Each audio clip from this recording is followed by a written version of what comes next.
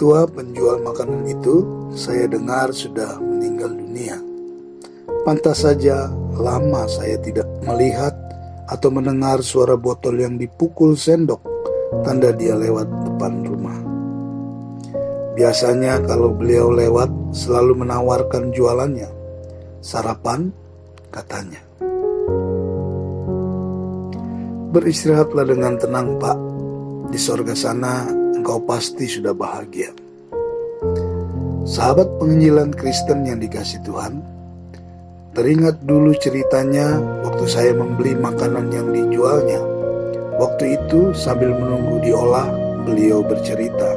Sebelum berjualan, beliau adalah seorang karyawan sebuah perusahaan dan cukup berada. Sering keluar kota, meninggalkan keluarganya bertugas. Dari segi materi, semua kebutuhan keluarganya tercukupi. Mereka tampak bahagia. Hingga akhirnya peristiwa pahit itu terjadi. Kesucian keluarganya dilanggar orang tidak bertanggung jawab. Akhirnya keluarganya kandas. Perpisahan pun tak terelakkan. Dia ditinggal pasangan hidupnya, membawa anak-anaknya dengan yang lain. Cukup lama ia menjalani hidup dalam perkabungan karena peristiwa itu, sehingga akhirnya dia kembali bangkit menjalani hidupnya menjadi penjual makanan keliling. Singkat cerita, silaturahmi dengan keluarganya pun terputus, sampai anak-anaknya tak mengakui lagi dia sebagai ayahnya. Waktu berlalu, setelah sekian lama mencari, akhirnya dia mendapat kabar tentang salah satu anaknya yang sudah mapan bekerja menjadi pegawai di sebuah instansi pemerintah. Berbahagialah dia mendengarnya, ia pun mencari keberadaannya. Katanya, karena beliau tak ingin anaknya malu menerima dia karena anaknya sudah menjadi orang penting, beliau mempersiapkan diri dengan baik, berpakaian yang sopan dan pantas untuk menemui anaknya. Sampailah ia ke kantor anaknya. Dengan berbinar-binar karena bahagia, ia menjelaskan kepada penerima tamu bahwa dia mau menemui anaknya yang bekerja di situ karena sudah lama tidak bertemu karena hilang kontak. Singkat cerita, ia diminta menunggu.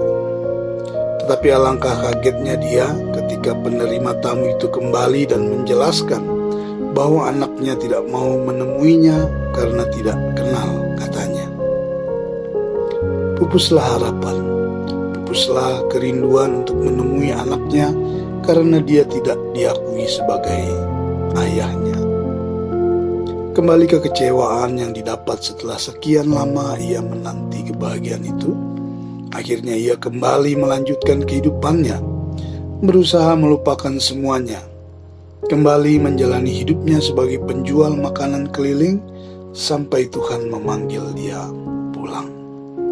Demikian sekilas cerita kehidupan yang almarhum ceritakan, agar beban pahitnya hidup yang ia rasakan saat itu dapat berkurang walau hanya sedikit. Paling tidak dia merasa lega karena ada yang mau mendengarkan untuk dijadikan pengalaman hidup. Walau hanya mendengar cerita, mungkin ada gunanya.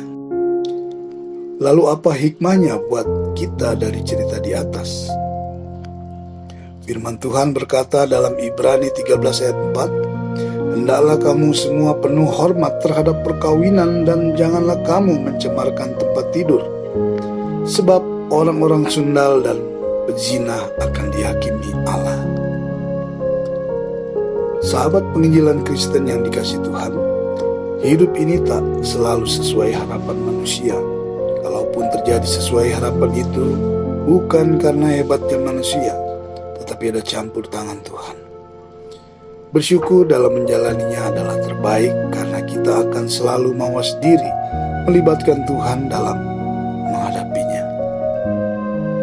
Saudaraku, marilah berperan dengan baik dan benar sebagaimana tanggung jawab yang dibebankan dan harus kita jalani.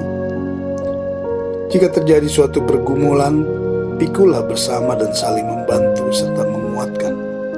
Sebagai suami istri, bekerja samalah dan bijaksana menjalani bagian yang Tuhan berikan, saling menguatkan, menjalani bahtera rumah tangga dalam kasih Tuhan. Persoalan akan selalu ada dalam kehidupan rumah tangga. Alangkah baiknya jika ada keterbukaan dalam penyelesaiannya, tidak lantas saling melempar kesalahan jika terjadi perselisihan. Bukankah janji pernikahan kudus di hadapan Tuhan sungguh sangat luar biasa indah? Saya percaya tentunya saudara masih ingat betapa bahagianya saat itu. Suami dan istri saling mengucap janji setia dalam suka dan duka, saling merawat dalam segalanya sampai maut memisahkan. Firman Tuhan dalam Matius 19 ayat 5 sampai dengan 6 berkata, "Dan firman-Nya, sebab itu laki-laki akan meninggalkan ayah dan ibunya dan bersatu dengan istrinya, sehingga keduanya itu menjadi satu daging. Demikianlah mereka bukan lagi dua, melainkan satu. Karena itu, apa yang telah dipersatukan Allah tidak boleh diceraikan manusia."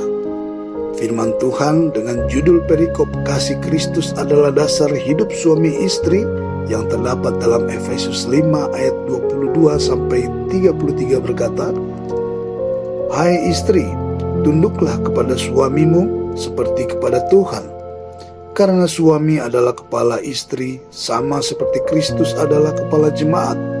Dialah yang menyelamatkan tubuh. Karena itu sebagaimana jemaat tunduk kepada Kristus, demikian jugalah istri kepada suami dalam segala sesuatu.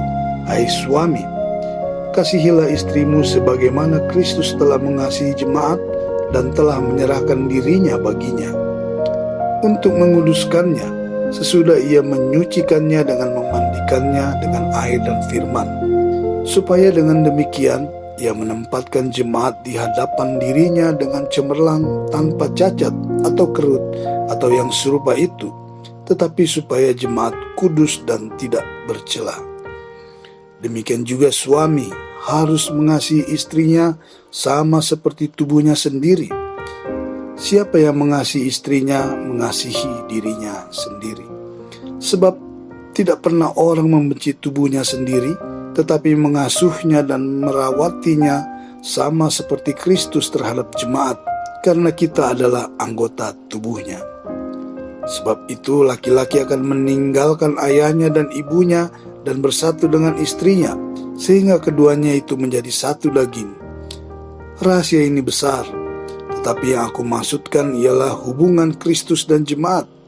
Bagaimanapun juga bagi kamu masing-masing, berlaku kasihilah istrimu seperti dirimu sendiri, dan istri hendaklah menghormati suaminya. Firman Tuhan dalam Ibrani 13 ayat 4 berkata, "Hendaklah kamu semua penuh hormat terhadap perkawinan, dan janganlah kamu mencemarkan tempat tidur, sebab orang-orang sundal dan pezina akan dihakimi Allah." Saudaraku, sahabat penginjilan Kristen yang dikasihi Tuhan, Tuhan mempersatukan laki-laki dan perempuan di dalam pernikahan kudus. Tentunya ada maksud yang mulia, yaitu untuk menjalani kehidupan dalam kesatuan Kristus, kebahagiaan cinta kasih-Nya, dan melahirkan keturunan ilahi sesuai dengan rencana dan kehendak-Nya. Firman Tuhan dalam Maleakhi 2 ayat 15-16 berkata, "Bukankah Allah yang esa menjadikan mereka daging dan roh? Dan apakah yang dikehendaki kesatuan itu? Keturunan ilahi. Jadi jagalah dirimu dan janganlah orang tidak setia terhadap istri dari masa mudanya. Sebab aku membenci perceraian, firman Tuhan, Allah Israel. Juga orang yang menutupi pakaiannya dengan kekerasan, firman Tuhan semesta alam. Maka jagalah dirimu dan janganlah berkhianat." Sahabat penginjilan Kristen yang terkasih dalam Tuhan, hubungan yang harmonis sebuah keluarga mencerminkan ketaatan setiap anggota rumah tangga itu, suami dan istri, kepada Yesus Kristus Tuhan. Tuhan Yesus memberkati. Amin.